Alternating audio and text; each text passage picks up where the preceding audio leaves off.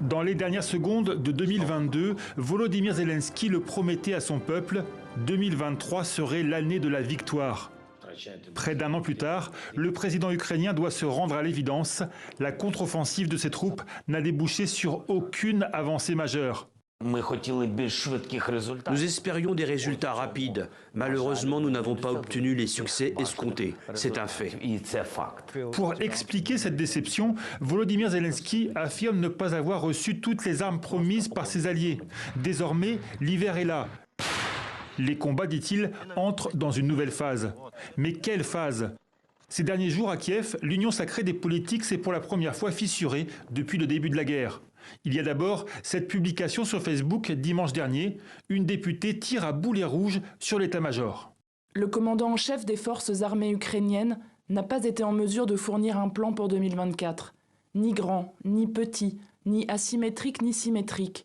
L'armée a simplement dit qu'elle devait recruter au moins 20 000 citoyens par mois. Mariana Bezoula, qui siège à la commission défense du Parlement, va jusqu'à demander la démission du général Zaloujny, le commandant en chef de l'armée.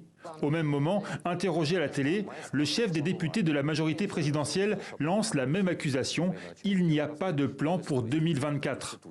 Le bureau de Volodymyr Zelensky prend aussitôt ses distances avec ces déclarations, mais entre le président ukrainien et son chef d'état-major, l'ambiance serait glaciale.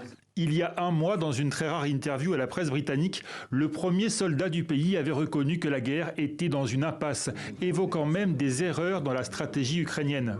Très populaire en Ukraine, le chef d'état-major affirmait même que le temps jouait contre son armée. Au moins, il y a un homme qui dit la vérité dans notre pays. Confirmant une rivalité naissante entre les deux hommes, Volodymyr Zelensky avait alors reproché à son général de faire de la politique. Le ministre de la Défense a beau avoir été mandaté pour démentir ces prétendues divisions, quelque chose a changé au sommet du pouvoir ukrainien, à commencer par l'état d'esprit du président. Oubliez l'optimisme à toute épreuve affiché depuis le début de l'invasion russe.